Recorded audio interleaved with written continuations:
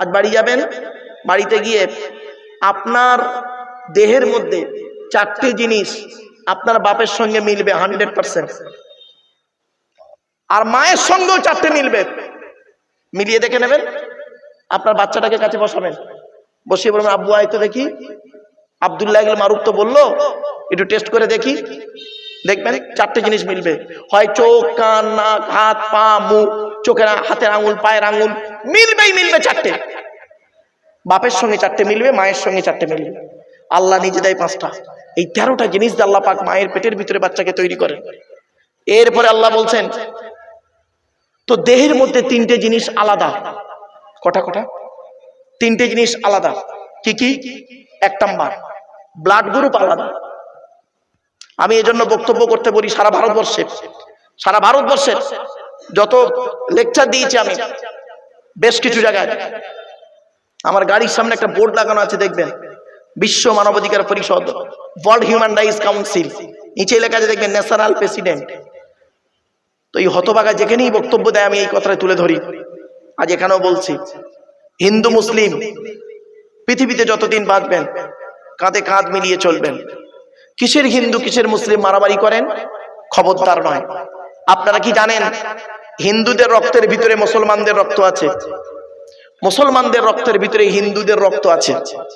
প্রমাণটা দেব বলুন। আচ্ছা, আপনাদের এলাকায় ব্লাড ডোনেশন ক্যাম্প হয়, রক্তদান শিবির, তা ব্লাড যখন নেওয়া হয় তখন বলা হয় নাকি, এই ও হিন্দু ও রক্ত আলাদা কর, ও মুসলিম ও রক্ত আলাদা কর, বলে নাকি? আরে ব্লাডের মধ্যে কাস্টের কোনো ডিভাইডেড থাকে না, ব্লাডের মধ্যে কালারের কোনো ডিভাইডেড থাকে না, ব্লাডের মধ্যে জেন্ডারের কোনো ডিভাইডেড থাকে না, ব্লাডের মধ্যে গ্রুপের ডিভাইডেড করা হয়। ব্লাডের 4টে গ্রুপ, এ বি, এবি আর ও, প্রত্যেকটার -+। একটা হিন্দুর রক্তের ভিতরে 3টে জিনিস পাওয়া যায়, লোহিত কণিকা, শ্বেত কণিকা, অনুচক্রিকা, as a same no difference. একটা মুসলমানের রক্তের ভিতরে এই 3টেই পাওয়া যায়। কিসের হিন্দু কিসের মুসলিম মারামারি করেন? হে হিন্দু, তুমি মন্দিরে গিয়ে যাকে ঈশ্বর বা ভগবান বলে ডাকো তাকে জীবনে মন্দিরে পাবে না। হে খ্রিস্টান, গির্জায় গিয়ে যাকে গড বলে ডাকো তাকে জীবনে গির্জায় পাবে না। হে মুসলমান, গালে দাড়ি মাথায় টুপি নিয়ে মসজিদে যাকে আল্লাহ আল্লাহ বলে ডাকো ও আল্লাহকে মসজিদে পাবে তো? চলুন দেখি 3 ধর্মের মানুষ আমরা সৃষ্টিকর্তা আল্লাহকে খুঁজতে বেরোই। আল্লাহ নিজেই বলছেন, আমাকে খুঁজতে যেতে হবে না তোদের, আমি কোথায় আছি জানিস? এই কোরআনে বলে দিয়েছে আল্লাহ। চলো আয়াতটা পড়ি। ওয়ালাকাদ খালাকনাল ইনসানা ওয়া না'লামু মা তুওয়াসবিসু বিহি নাফসুহু ওয়া নাহনু আকরাবু ইলাইহি মিন হাবলিল ওয়ারিদ। 26 নম্বর পারার 18 নম্বর পৃষ্ঠার 1 নম্বর লাইন, সূরার নাম সূরা কফের মধ্যে আল্লাহ বলে দিলেন, এ মানব জাতি, আমি তোদের সৃষ্টি করেছি, তোদের মনের মধ্যে ভালো মন্দ যা কিছু আছে সব আমি আল্লাহ জানি। বান্দা কখনোই ভাববি না আমি আল্লাহ অনেক দূরে, না না না, আমি আল্লাহ তোর ঘাড়ের শিরারও নিকটবর্তী। একবার অন্তঃস্থল থেকে আমাকে আল্লাহ বলে ডাক দে, আমি আল্লাহ তোর ডাকে সাড়া দেব। وَإِذَا سَأَلَكَ عِبَادِي أَنِّي فَإِنِّي قَرِيبٌ أُجِيبُ دَعْوَةَ الدَّاعِ إِذَا دَعَانِ فَلْيَسْتَجِيبُوا لِي وَلْيُؤْمِنُوا بِي لَعَلَّهُمْ يَرْشُدُونَ। 2 নম্বর পারা 7 নম্বর পৃষ্ঠার 8 নম্বর লাইন, সূরার নাম সূরা বাকারা। কোরআন জানিয়ে দিয়েছে, ওয়াইদা সালাকা ইবাদি, আমার বান্দারা যখন নবী আমার প্রসঙ্গে তোমাকে জিজ্ঞাসা করবে, শুধু তুমি এতটুকুই বলবে, আন্নি ফাইন্নি করিব, আমি আল্লাহর খুবই নিকটবর্তী। উজিবু দাওয়াতাদ দাঈ ইযা দাআন, বান্দা যখন আমাকে ডাকে আমি আল্লাহ তার ডাকে সাড়া দিই। সুতরাং আমি যখন বান্দার ডাকে সাড়া দিই, ওদেরও উচিত হলো ফালিয়াস্তাজিবুলি, আমার ডাকে যেন ওরা সাড়া দেয়। আমার ভাষা বুঝতে পারছেন? আমি যখন ওদেরকে বিশ্বাস করেছি, ওদেরও উচিত হলো ওয়ালিয়ুমিনু বি, ওরাও যেন আমাকে বিশ্বাস করে 100%। তাহলে কি হবে? লাআল্লাহুম ইয়ারশুদুন, ওরাই সফল পথ পেয়ে যাবে। জোরে বলুন। 3টে জিনিস আলাদা বলেছি। 1 নাম্বার ব্লাড, এখানে অনেক মানুষ বসে আছেন, আপনারা নিজের ব্লাড গ্রুপ নিজেই জানে না। অনেকে ভুল বললাম বুঝি না বাবা, ও নিজের ব্লাড গ্রুপ নিজেই জানে না, আফসোস। চলো এরপরে আসছে আর দুটো জিনিস, কি শুনলে চমকে যাবেন। আচ্ছা বাপেরা, আপনারা আধার কার্ড করেছেন? বলুন না, একটু কথা বলুন না। আচ্ছা, আধার কার্ড করার সময় অফিসাররা আপনাদেরকে এই কথাটা বলেছিল কি? দেখুন তো, চোখটা বড় করে জানতো, বলেছিলেন? ১৫০০ বছর আগে কোরআনে ওই ভাষাটা ইঙ্গিত দেওয়া আছে, কোনদিন আমরা ভাবিনি। আপনারা আধার কার্ড করার সময় এই বুড়ো দুটো আঙুল একটা কাঁচের উপরে চেপে ধরেছিল। ১৫০০ বছর আগে এর ইঙ্গিত দেওয়া আছে এর ভিতরে। ও মুসলমান, এগুলো কোনদিন খোঁজনি? সময় নেই তো, আমরা খুঁজবো কি করে? যারা খোঁজার জিনিস তারা কোরআন থেকে নিচুর তথ্য বের করে ফেলছে। চলো আমি দুটো তথ্য দিয়ে দিচ্ছি আপনাদের। আচ্ছা, প্রথমে চোখটাই বলি। মানে কেন বললো আপনাদের চোখটাকে বড় করে চাইতে? আল্লাহ বলছেন, আলাম নাজআল লাহু আইনাইনি ওয়া লিসানাও ওয়া শাফাতাইন ওয়া হাদাইনাহুন নাজদাইন। আল্লাহ বলছেন, আমি কি তোদের দুটো চোখ তৈরি করি নাই? জিজ্ঞাসা চিহ্ন, জিজ্ঞাসা চিহ্ন। আমি কি তোদের দুটো চোখ তৈরি করি নাই? ব্যাস, এই কথাকে নিয়ে সারা বিশ্বের বৈজ্ঞানিকরা গবেষণা শুরু করলো। আমেরিকার 10 জন বৈজ্ঞানিক কোরআনের এই আয়াতকে নিয়ে প্রশ্ন ছুড়ে দিল, কি? যে সৃষ্টিকর্তা পায়ের নখ থেকে নিয়ে মাথার চুল পর্যন্ত গোটা দেহ তৈরি করলেন, তিনি আবার আলাদা করে কেন বললেন চোখ তৈরি করি নাই? এটা বলার কি দরকার ছিল? গোটা দেহ তো তিনিই তৈরি করেছেন, তো এটা আবার আলাদা করে বলার দরকার কি? ব্যাস, গবেষণা শুরু হয়ে গেল। গবেষণা করতে করতে কি পেল দেখুন। পৃথিবীতে যত মানুষ এসেছেন, যত মানুষ চলে গেছেন, যত মানুষ আসবে, কারোর চোখের রেটিনার সঙ্গে কারোর চোখের রেটিনার কোনো মিল নেই। জোরে বলুন সুবহানাল্লাহ। এই জন্য আল্লাহ চোখের কথা বলে দিয়েছেন। সঙ্গে সঙ্গে 10 জন বৈজ্ঞানিক ইসলামের কালেমা পড়ে মুসলমান হয়ে গেল। আপনি কোথায় আছেন? আপনি তো বসে আছেন এই কোণে। আর একটা আসছি, এই আঙুলের ছাপটা দেখুন। আয়াহসাবুল ইনসানু আল্লান নাজমা'a ইওয়ামা বালা কাদিরিনা আলা আন নুসাউবিয়া বানানা।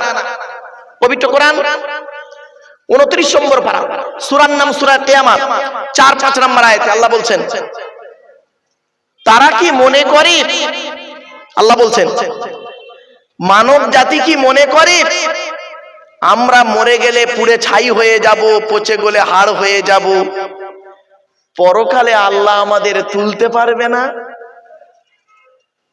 পৃথিবীতে যেমন বুড়া আঙুলের ছাপ যেমন কারোর সঙ্গে কারোর কোনো মিল নেই, কিয়ামতের মাঠে কারোর সঙ্গে কারোর কোনো মিল পাবে না। কোরআনের এই আয়াতকে নিয়ে কে গবেষণা করলো? থাইল্যান্ডে চ্যাং ম্যাং ইউনিভার্সিটি অ্যানাটমি বিভাগের প্রফেসর, বিখ্যাত পণ্ডিত বৈজ্ঞানিক, লোকটার নাম হলো তাথাগাত্য জেসান। উনি একজন খ্রিস্টান, হিন্দু নন, মুসলমান নন, খ্রিস্টান। উনি কোরআন পড়তে গিয়ে বললেন কোরআনে ভুল আছে। বললো কি ভুল? বললো কোরআনে লেখা আছে বুড়ো আঙুলের ছাপ নাকি কারোর সঙ্গে কারোর কোনো মিল নেই। কি আশ্চর্য কথা! আমি কোরআনের ভুল বের করে শুনবো। উনি করলেন কি, 1000 মানুষের বুড়ো আঙুলের ছাপ নিলেন। 1000 মানুষের 1 বছর ধরে গবেষণা করে দেখছে কার সঙ্গে কার মিল আছে। যখন কারোর সঙ্গে কারোর কোনো মিল পেলেন না, ল্যাবরেটরির ভিতরে দাঁড়িয়ে দাঁড়িয়ে ইসলামের কালেমা পড়ে মুসলমান হয়ে গেলেন। আপনি কোথায় বসে আছেন? আপনার ঘরেই তো কিতাবটা রয়েছে, এই কিতাবটা আপনার বাড়িতে রয়েছে। আপনি কতটা মূল্যায়ন করতে পেরেছেন এই কিতাবকে? আপনি তো কিতাবকে অবমাননা করেছেন, অবমাননা করেছেন এই কিতাবকে। দুটো এক্সাম্পল দিচ্ছি, রাগ করবেন না কেউ, রেগে যাবেন না বাপ, আমি প্রমাণ দিচ্ছি। পশ্চিম বাংলায় একজন অমুসলিম কোরআনকে জানা অবমাননা করেছে, তার থেকে অনেক মুসলমান কোরআনকে বেশি অবমাননা করেছে। দুটো উদাহরণ দিচ্ছি, দেখুন তো হচ্ছে কিনা। কোরআন শরীফ যাদের বাড়িতে আছে, মাচায়, সামসেটে, আলমারির ভেতরে ঢুকিয়ে রেখেছেন। বছরে একবার মা বোনরা বছরে একবার পারে, শবে বরাতের রাতে নইলে রোজার মাসে। কোরআনের গেলাপে কয়েক কুইন্টাল ময়লা পড়লো, মাকড়সা জাল বনেছে, টিকটিকি ডিম পেড়েছে, আরশোলা পায়খানা ফিরেছে। কোরআনটা কিভাবে আপনি রেখেছেন?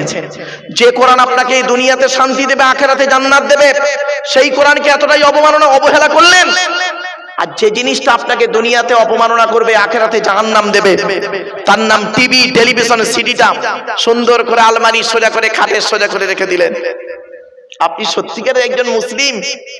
বিবেককে প্রশ্ন করবেন। এক নম্বর অবমাননা। দু নম্বর, কোরআনকে বেইজ্জতি করেছেন কিভাবে দেখুন।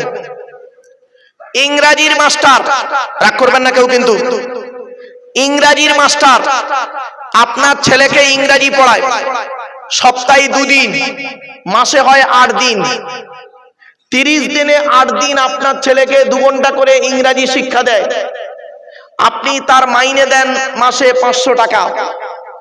আর আপনার সন্তানকে যে ব্যক্তি এই কোরআনের শিক্ষা দেয়, সপ্তাহে 6 দিন, একদিন ছুটি করে ইমাম সাহেব মনে হয়, জানি না, সপ্তাহে 6 দিন, মাসে হয় 24 দিন, আপনার ছেলেকে কোরআন শিক্ষা দিচ্ছে 24 দিন, 30 দিনের ভিতরে 2 ঘন্টা করে। আপনি তার মাইনে দিয়েছেন 50 টাকা, তাও আবার 6 মাসের বাকি। চাইলে বলেছেন লকডাউন, এটা নেই ওটা নেই। আপনি আবার বলেন আমি একজন মুসলিম। হ্যাঁ, লজ্জা করে আপনাকে মুসলমান বলতে। বাড়ি থেকে ভাববেন, রাগ করবেন না, অতি বাস্তব কথাটাই বললাম। আল্লাহকে ভালোবাসতে গেলে আল্লাহর কথাটাকেও ভালোবাসুন, আল্লাহর ঘরটাকে ভালোবাসুন, আল্লাহর বান্দাদের ভালোবাসুন। আপনি ভাববেন শুধু আল্লাহ আল্লাহ করলে আল্লাহর ভালোবাসা হবে না, না, আল্লাহর কথাকে ভালোবাসতে হবে, আল্লাহর কিতাবকে ভালোবাসতে হবে, আল্লাহর নবীদের ভালোবাসতে হবে, আল্লাহর বান্দাদের ভালোবাসতে হবে, আল্লাহর সৃষ্টি জীবের প্রতি আপনার দয়া ইহসান থাকতে হবে। আপনি কোথায় আছেন? আমি পড়ে আছি অন্য একটা জায়গায়। আমার বাপেরা একটু বোঝার চেষ্টা করুন। এরপরে সৃষ্টিকর্তা বলছেন, এই পৃথিবীতে তোদের মৃত্যুবরণ করতেই হবে একদিন না একদিন, সুতরাং আল্লাহর কাছে আমাদের ফিরে যেতে হবে। মানুষ মরে গেলে আমরা কি বলি? ইন্না লিল্লাহি ওয়া ইন্না ইলাইহি রাজিউন। এই সহজ সরল বাংলা মানে কি? আমরা আল্লাহর জন্য আল্লাহর কাছে ফিরে যাব। আপনারা কি জানেন এ জীবন শুরু হয়েছে আমাদের 150 টাকায়, এ জীবন শেষ হবে 1500 টাকায়। আমার এক বন্ধু কলেজের প্রফেসর, তো ওর খুব ইচ্ছা আমার সামনে বসে ওয়াজ শুনবে, তো সামনেও বসেছে। আর আমি স্টেজে উঠেই প্রথমে বলেছি, সালাম কালাম করে 2-4টা কথা বলছি, এ জীবন শুরু হয়েছে আমাদের 150 টাকায়, এ জীবন শেষ হবে 1500 টাকায়।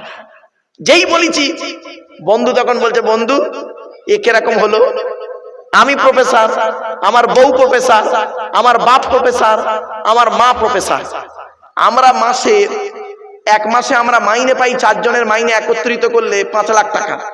আর আপনি বললেন জীবন শুরু হয়েছে 150 টাকায় আর শেষ হবে 1500 টাকায়, কি করে হয়? তখন আমি উত্তরটা দিয়েছিলাম, আপনাদের দিচ্ছি, দয়া করে একটু ভাবুন। এখানে বাবা, ওয়াজ নিয়ম কি জানেন? ওয়াজটাকে নিয়ে চিন্তা করতে হয়, ভাবতে হয়, আমরা তো ভাবি না। আচ্ছা বলুন বাপের, আমি ওনাকে বলেছিলাম, বন্ধু যেদিন মায়ের পেট থেকে এসেছিলেন সব থেকে দামি কাপড়টা কে কিনে দিয়েছিল? তা বলছে আমার আব্বা। তা আমি বললাম কত দাম ছিল? বলছে কত হবে, 100 থেকে 150 টাকা। তা আমি বললাম কাপড়টা নিজে পরতে পেরেছিলে? বলছে না, অন্যই পরিয়ে দিয়েছিল। আল্লাহ বলছে, এই আব্দুল্লাহ গিল মারুফ, জীবনের প্রথম কাপড় তার দাম 150 টাকা, নিজে পরতে পারলি না, অন্যই তোকে পরিয়ে দিল।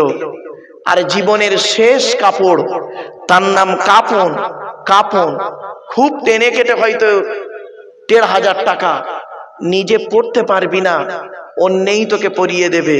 তাহলে এ জীবন শুরু হলো তোর 150 টাকায়, এ জীবন শেষ হবে 1500 টাকায়। আর বাকি যা করেছি চোখ কান নাক হাত পা মুখ বিবেক বুদ্ধি দিয়ে গাড়ি বাড়ি বিল্ডিং জায়গা জমি ওই গীতার সারাংশ হয়ে গেছে। রাগ করবেন না কেউ। গীতার সারাংশটা কি জানেন? শুনে নিন। যা হয়েছে তা ভালোই হয়েছে, যা হচ্ছে তা ভালোই হচ্ছে, যা হবে তা ভালোই হবে। কি হারিয়েছে তোমাদের? কাঁদছো? কি হারিয়েছে কাঁদছো? স্বামী স্ত্রী ঝামেলা হয়েছে কাঁদছো? ছেলে ভাত দেয় না কাঁদছো? জমি জায়গায় ঝগড়া হয়েছে কাঁদছো? ব্যবসায় লস হয়েছে কাঁদছো? কি হারিয়েছে কাঁদছো? যা নিয়েছো এই পৃথিবী থেকেই নিয়েছো, যা দিয়েছো এই পৃথিবীতেই দিয়েছো। যেটা তোমার আজকের আছে, গতকাল সেটা অন্যের ছিল, আজ তোমার আছে। তুমি আজ মারা যাও, আগামীকাল সেটা অন্যের হয়ে যাবে। আমার কথা বুঝতে পারছেন? হে বন্ধু বাবাজিরা, এ জীবন শুরু হয়েছে প্রত্যেকের একটা নাম দিয়ে। কটা নাম?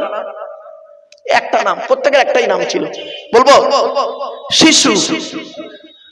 শিশু, প্রত্যেকের একটাই নাম ছিল, শিশু।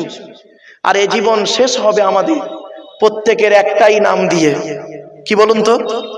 লাশ। কি বললাম? লাশ। কি বললাম? আগে চলে গেছে বাঁশ। রাগ করবেন না।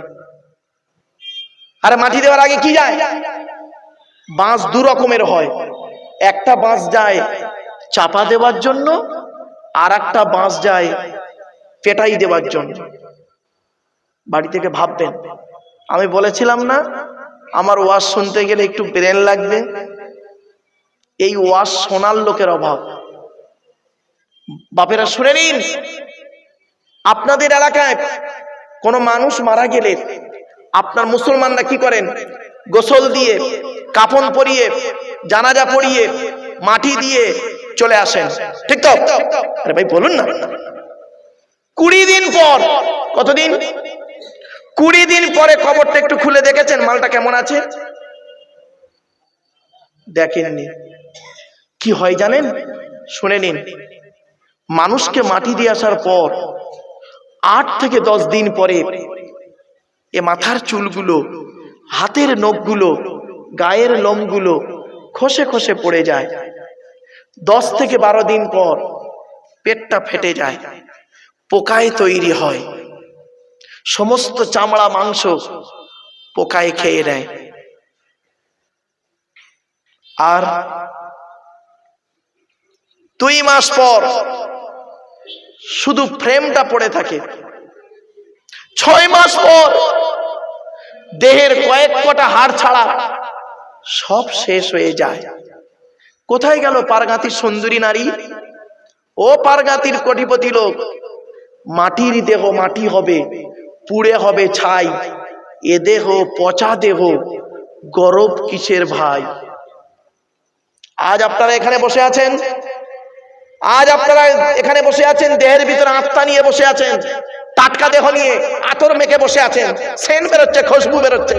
ওরে এ খুশবুর কোনো দাম নেই রে, এ খুশবুর কোনো দাম নেই। দাম হবে সেই দিন আত্মা ছাড়া যদি দেহটা কবরে টাটকা থাকে, খুশবু বেরোয়। ঠিক না বেটি? আমার কথা বুঝতে পারছেন কি? দেহতে আত্মা আছে, গায়ে আতর মেখে বসে আছেন, খুশবু বেরোচ্ছে। এর থেকে দামি দেহ হলো আত্মা ছাড়া যদি দেহটা কবরে টাটকা থাকে, তাহলে বুঝবেন দেহের দাম আছে। আমি প্রায় জায়গাতে বলি আমাদের দেহের কোনো দাম নেই। আমার দেহের দাম সেই দিন হবে আমার মরণের, আমার মৃত্যুর 10 বছর পরে যদি কবরটা একবার খুলে দেখেন। চলতো দেখি আব্দুল্লাহ কিল মারুফ পারগাতিতে এসে খুব বড় বড় লেকচার মারছিল। মালটা 10 বছর আগে মারা গেছে। কবরটা খুলে দেখতো মালটা পচে গেছে না টাটকা আছে। যদি কবরটা খুলে দেখেন, দেহটাও যদি টাটকা পান, কাফনটাও যদি টাটকা পান, আপনাদের ধারণা এটাই জন্মাবে ও ঈমান নিয়ে বেটা কবরে গেছে। আর যদি দেখেন মৃত্যুর 6 মাস পরে বর্ষার পানিতে কবরটা ভেঙে গেছে, মাটি একটু সরিয়ে যদি দেখেন, দেহ তো দূরের কথা, কাপনের কোনো গন্ধ নেই। ধারণা আপনাদের এটাই জন্মাবে ও বেটার এলেম ছিল, আমল ছিল না।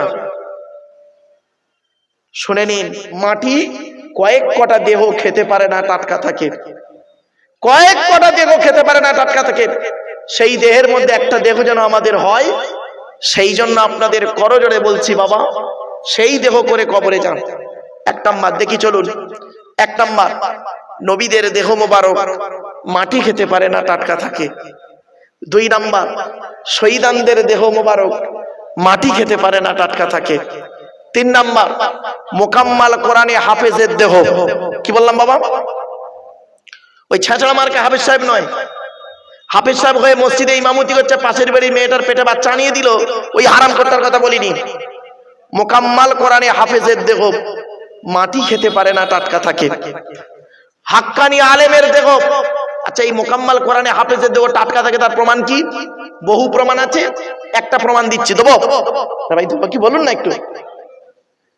এই দেশটার নাম ভারতবর্ষ, আমার দেশ। পাশের দেশটার নাম কি বলুন না, একটু কথা বলুন না আপনারা।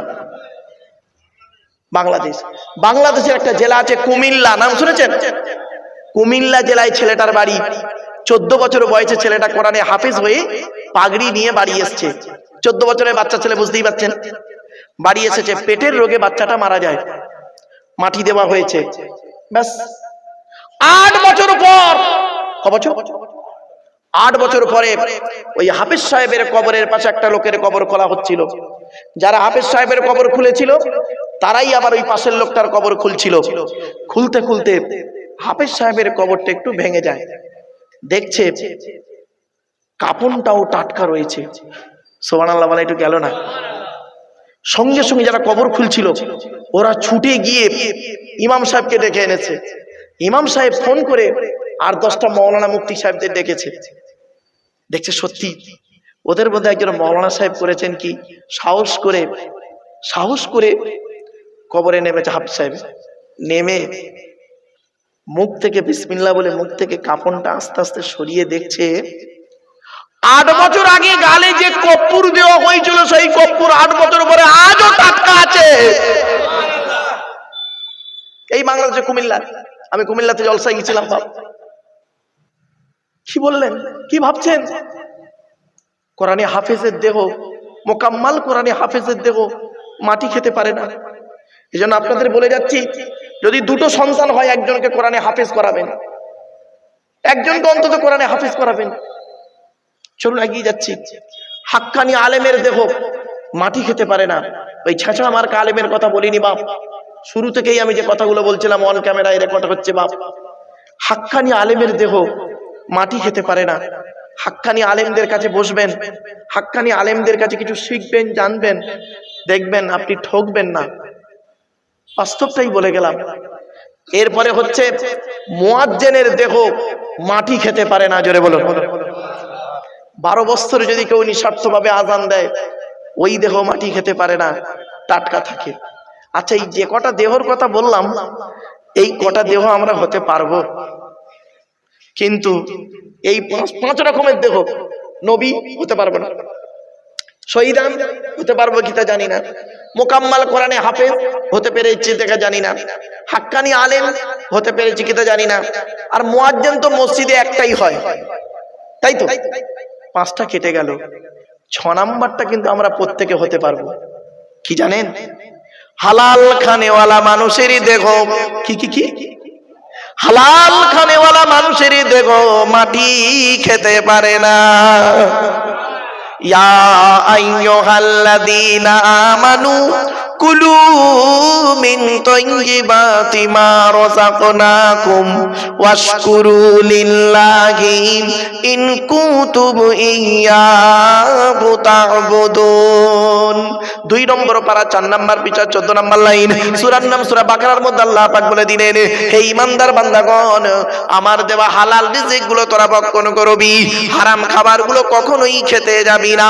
হালাল খাবার খেতে খেতে ওয়াশকুরুলিল্লাহ, আমি আল্লাহ আমার শুকর আদায় করবি, আর শুকর আদায় করে আমার ইবাদত বন্দেগী করবি, আমি আল্লাহ তোর ইবাদতটাকে কবুল করে নেব।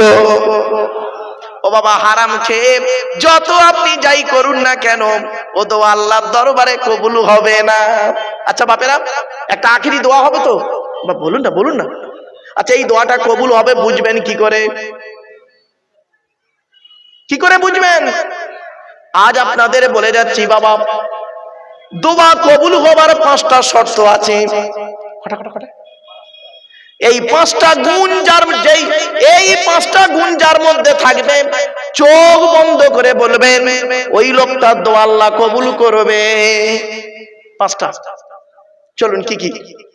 1 নাম্বার হলো, রাসূলুল্লাহ বললেন, যুবক, এ যুবক, দোয়া যখন চাইবে, হালাল খাবার খেয়ে তুমি দোয়া চাইবে, হালাল খাবার খেয়ে দোয়া চাইলে ওই দোয়া আল্লাহর দরবারে কবুল হয়ে যাবে। হালাল খাবার খেয়েছে, হালাল খাবার খেয়েছে, বাপ মারা গেছে, বড় ভাই বেঁচে আছে, বাপ মারা গেছে, বড় চাচা বেঁচে আছে, বাপ মারা গেছে, বড় ভাই বেঁচে আছে, ছোট ছোট ভাইপোদের সম্পত্তি নিজের নামে রেকর্ড করে বসে আছে। ও আবার হাজি সাহেব, ওকে হাজি বলতেই ঘৃণা লাগে। শুনে নিন, এই কোরআনে আছে 250 রকমের হারাম। কত কত কত? 250 রকমের হারাম আছে, 250 রকমের হালাল আছে। হারাম হালাল আয়াত হলো 500টা, 250 হারাম, 250 হালাল। এই কোরআনে আছে বিভিন্ন শব্দের মাধ্যমে নামাজের কথা 82 জায়গায়। এই কোরআনে আছে লেখাপড়ার কথা 92 জায়গায়। কত? তা কোন সংখ্যাটা বেশি, 82 না 92? তা লেখাপড়ায় পিছিয়ে কেন? বাড়ি থেকে ভাববেন। এই কোরআনে আছে ইয়া আইয়ুহাল্লাযীনা আমানু আছে 88 জায়গায়। এই কোরআনে আছে সবর শব্দটা ধৈর্য, ধৈর্য, সবর শব্দটা 104 জায়গায়। কোথায় আছেন? এ কোরআনের পরিচয়টা কি? এ কোরআন আল্লাহর বাণী। চরণের পরিচয়টা দিই। কোরআন আল্লাহর তরফ থেকে জিবরাইলের মাধ্যমে হযরত মুহাম্মদ সাল্লাল্লাহু আলাইহি সাল্লামের উপরে আরবের মক্কা নগরের নিকটবর্তী একটি গুয়াটির নাম হলো হেরা। হেরা নামক গুয়াতে 610 খ্রিস্টাব্দে 1 ফেব্রুয়ারি সোমবার। কত বললাম? কত খ্রিস্টাব্দ? 610 খ্রিস্টাব্দে, মনে রাখবেন এগুলো। 610 খ্রিস্টাব্দের 1 ফেব্রুয়ারি সোমবার। আজকের তারিখটা কত? বলুন বলুন বলুন। 25 ফেব্রুয়ারি 2025 খ্রিস্টাব্দ। বারটা কি? মঙ্গলবার। আর কোরআন এসছে কবে? 610 খ্রিস্টাব্দে 1 ফেব্রুয়ারি সোমবার।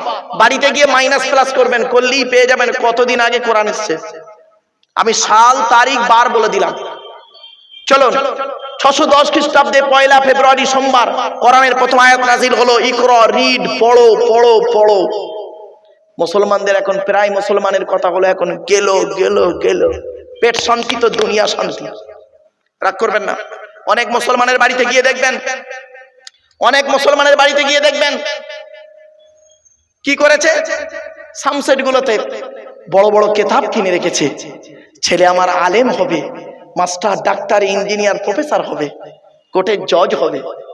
আবার অনেক মুসলমানের বাড়িতে গিয়ে দেখবেন সামসেট গুলোতে বিশাল বড় বড় তরকারির হাঁড়ি আছে, মাল বগরাই দিয়ে বেরোবে। ভুল বললাম বুঝি না? বাস্তব কথাটাই বলে গেলাম। বাড়ি থেকে চেষ্টা করবেন ছেলেকে ধনী না করে জ্ঞানী করে যান। আমার ভাষা বুঝতে পারছেন? ছেলেকে ধনী না করে জ্ঞানী করে যান, জ্ঞানী জ্ঞানী। ধন সম্পদ বেশি দিন থাকবে না, আর জ্ঞান থাকলে ধন সম্পদ আল্লাহ উপার্জন করিয়ে দেবে। ছেলেকে ধনী না করে জ্ঞানী করে যান। আজ আমরা তো বুঝিনি শিক্ষার গুরুত্বটা কি। সারা বিশ্ব গবেষণা করছে যে কোরআন নিয়ে, আর সেই কোরআন নিয়ে আমরা পড়ে আছি ঘরের ভিতরে।